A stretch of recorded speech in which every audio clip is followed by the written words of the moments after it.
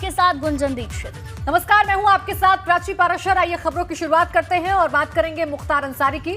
मुख्तार अंसारी के वकील दरोगा सिंह ने यह खुलासा किया है कि मुख्तार अंसारी की यह तमन्ना थी कि वो अपने जीते जी अपने बेटे को विधायक बनते देखें। और दरोगा सिंह ने यह भी बताया कि मुख्तार के बड़े बेटे अब्बास अंसारी का नामांकन स्वीकृत हो चुका है।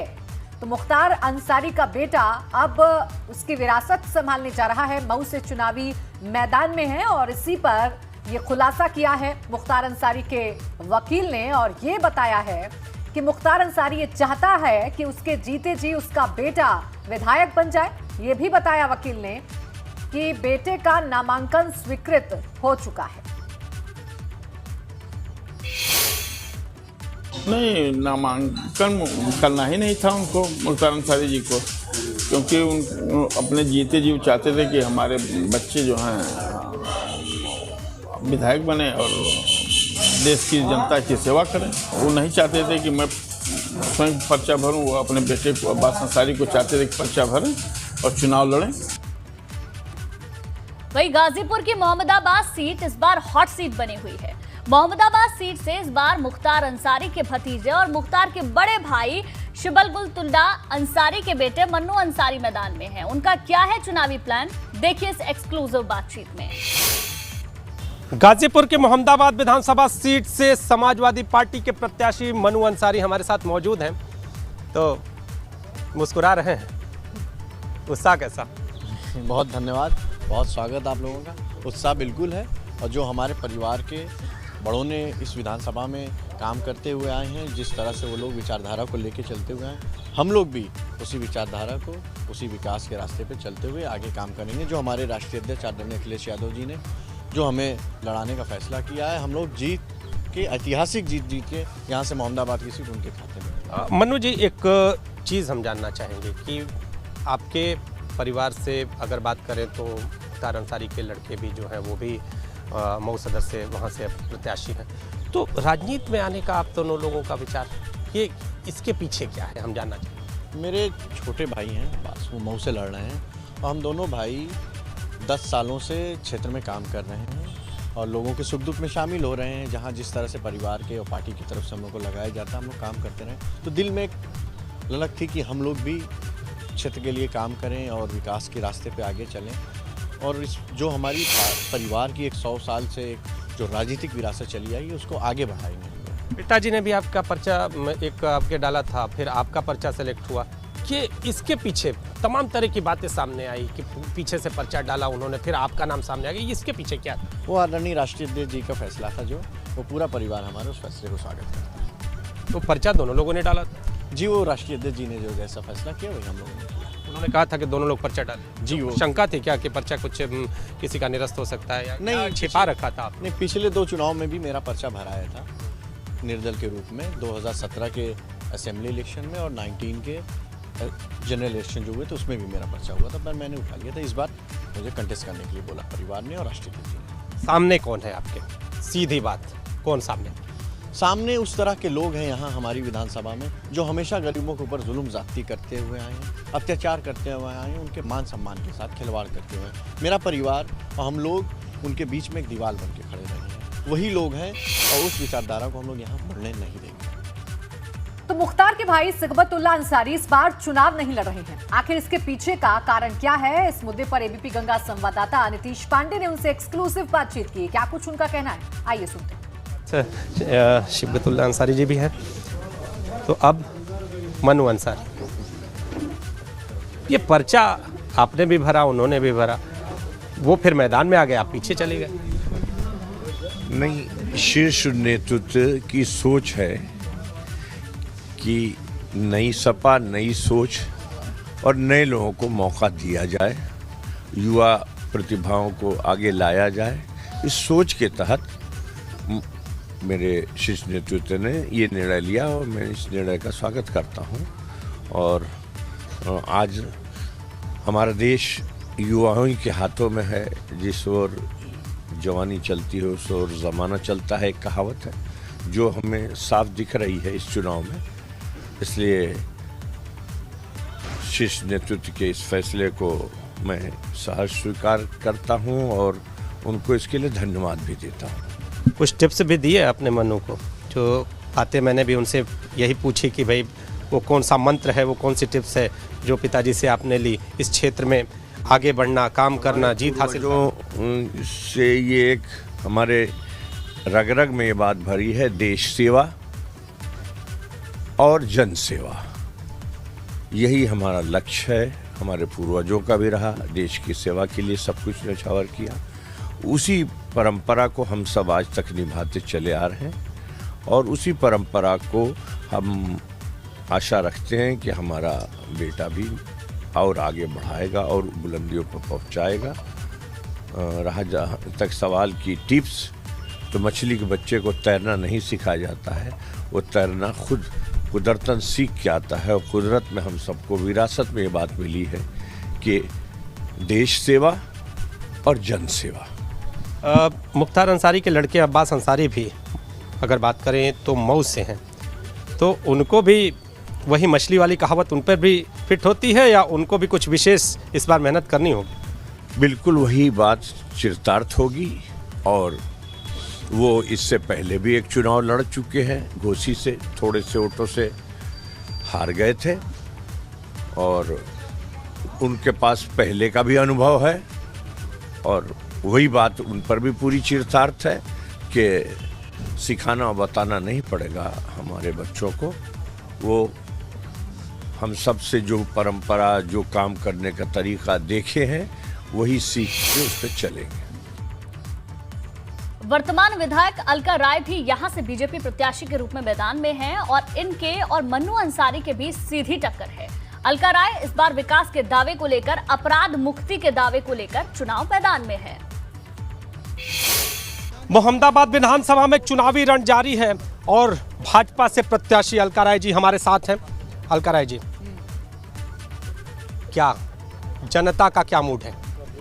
जनता हमारे साथ है, किसी भी वर्ग माने कोई भी बिरादरी ऐसा नहीं है कि मेरे साथ नहीं है। सभी बिरादरी के लोग, 3600 बिरादरी के लोग हमारे साथ खड़ा हैं। इस बार शिबगतुल्लाह अंसारी के लड़के को टिकट मिला है और वो चुनावी मैदान में। जी, सांप का सपोला ही पैदा होता है, चाहे उसमें शिबगतुल्लाह अंसारी लड़े या चाहे मन्नू अंसारी लड़े। अदावत की सीट कही जा रही है, वो अदावत क्या है? वो समय भी याद आता है और क्या है वो अदावत? जी, एक चीज़ मैं बताना चाहती हूँ कि मोहम्मदाबाद की जो स्थिति है, आज जनता का निगाह मोहम्मदाबाद में पूरा प्रदेश का और देश का बना रहता है। यहाँ पर मैं लड़ती हूँ चुनाव एक अपराधी के खिलाफ। जिस समय विधायक जी विधायक थे, उस समय मुख्तार अफजाल का एक जलवा रहा करता था। वह गुंडागर्दी के बल पर ही अपना चुनाव जीतते थे और ऐसा जनता के बीच में जनता को डराना, धमकाना, पिस्तौल दिखाना, कैसे जनता को अपने बस में करना, बस में रख करके वो चुनाव जीतते थे।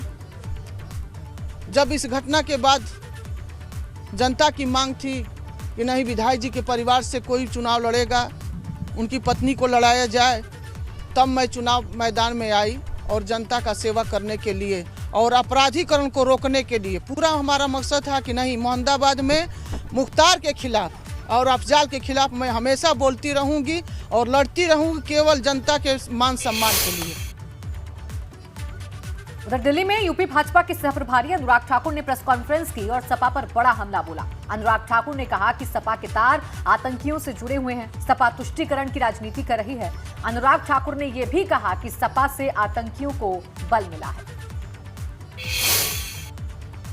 आतंकवाद की जब बात आती है तो भारतीय जनता पार्टी का रुख और भारतीय जनता पार्टी ने जो पहले दिन से ही सोच रखी है, आतंकवाद पर भाजपा जीरो टॉलरेंस सोच रखती है। आतंकवाद पर भाजपा जीरो टॉलरेंस और समाजवादी पार्टी फुल संरक्षण। और एक के बाद आप दूसरा उदाहरण देखेंगे। अगर मैं अहमदाबाद सीरियल ब्लास्ट की बात करूं, लोगों की जानें गई,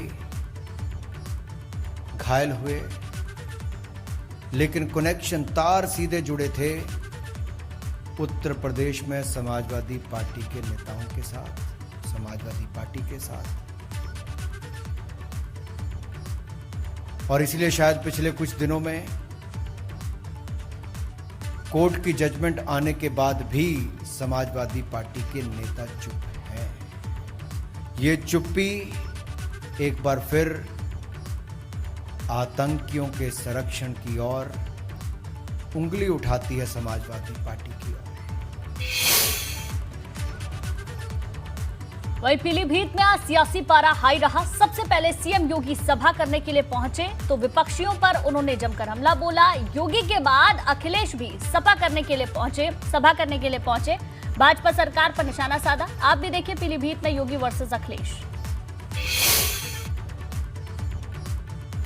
बहनों, 5 साल पहले पूरे प्रदेश में अराजकता थी, गुंडागर्दी थी, सत्ता प्रायोजित दंगे थे और सत्ता के संरक्षण में फल फूल रहे अपराध और अराजकता के इस तांडव में प्रदेश के अंदर कोई भी अपने आप को सुरक्षित महसूस नहीं करता था। लेकिन 5 साल के अंदर भारतीय जनता पार्टी की सरकार ने जो कार्य प्रदेश के अंदर किए, आज उसका परिणाम है। 5 साल में कोई दंगा प्रदेश में नहीं हुआ। बीजेपी वाले बहुत ही होशियार लोग हैं। वो जानते थे कि उत्तर प्रदेश और पंजाब का चुनाव होने जा रहा है, जहां किसान आंदोलन कर रहे थे, उससे सरकार झुकी। वहीं उन्हें यह भी पता था कि अगर काले कानून वापस नहीं हुए तो हो सकता है जिस तरीके से पंजाब में कोई रैली में किसान नहीं आया, खाली कुर्सियां देखने को मिली, इस बार भी अगर चुनाव होता और काले कानून होते, हो सकता था किसान इनके एक भी वोट न देता, उत्तर प्रदेश से और पंजाब से खाली हो जाती भारतीय जनता पार्टी। इसलिए हमें सावधान रहना पड़ेगा। और हम तो जानते हैं कि अगर काका गए हैं तो बाबा भी चले जाएंगे। अगर काका गए हैं, ये इसलिए शॉर्ट फॉर्म बोल रहे हैं कि ये भारतीय जनता पार्टी वाले बड़े शॉर्ट फॉर्म बना रहे हैं आजकल ABCD के। तो काका हैं तो बाबा भी चले जाएंगे। काका मतलब है काले कानून। चलिए सीधे सीतापुर का रुख करें। योगी आदित्यनाथ वहां पर पहुंचे। विकास करा ले, कितना भी विकास करा ले, लेकिन अगर सुरक्षा नहीं है हमारी माताओं बहनों के लिए, हमारे व्यापारियों के लिए, हमारे नौजवानों के लिए, हमारे नागरिकों के लिए, उस विकास का क्या मतलब है? और इसीलिए सुरक्षा पहली शर्त होती है। याद करिए, ये डबल इंजन की जो भारतीय जनता पार्टी की सरकार आई है, यह सुरक्षा लेकर के आई है। सुरक्षा, पहले पर्व और त्योहार आते थे और पर्व और त्योहार के पहले प्रदेश में दंगे शुरू हो जाते थे, बिजली भी दी जाती थी। तो ईद और मुहर्रम में बिजली, लेकिन होली और दीपावली में बिजली गायब हो जाती थी। अब बिजली मिल रही है कि नहीं मिल रही है? 2017 के पहले बिजली मिलती थी क्या? 2017 के बाद तो बिजली मिल रही है ना, और बिना भेदभाव के मिल रही है ना। अगर होली और दीपावली में है तो ईद और मुहर्रम में भी मिल रही है ना। हम तो भेदभाव नहीं करते, हमने तो कहा सबका साथ सबके विकास का। भाइयों बहनों, पहले मकान भी आते थे, चेहरा देख करके दिया जाता था, चेहरा देख करके। और हमने 5 साल में उत्तर प्रदेश में दिए हैं 43,50,000 से अधिक गरीबों को मकान। 43,50,000 से अधिक गरीबों को मकान। और भाइयों बहनों, अकेले सीतापुर जिले में 2,30,000 से अधिक गरीबों को एक मकान दिया है। 2,30,000 से अधिक गरीबों को। ये डबल इंजन की सरकार का यही लाभ है। यानी ये 2,30,000 गरीब आज प्रधानमंत्री मोदी जी के विजन के अनुरूप लखपति बने हैं। शहरी क्षेत्र में मिलने वाले मकान में 2.5 लाख रुपए और ग्रामीण क्षेत्र में मिलने वाले मकान में 1,20,000 मकान के लिए, 12,000 रुपए शौचालय के लिए और 90 दिन की मजदूरी, मनरेगा की मजदूरी के बराबर दाम भी उस परिवार को प्राप्त हुआ है।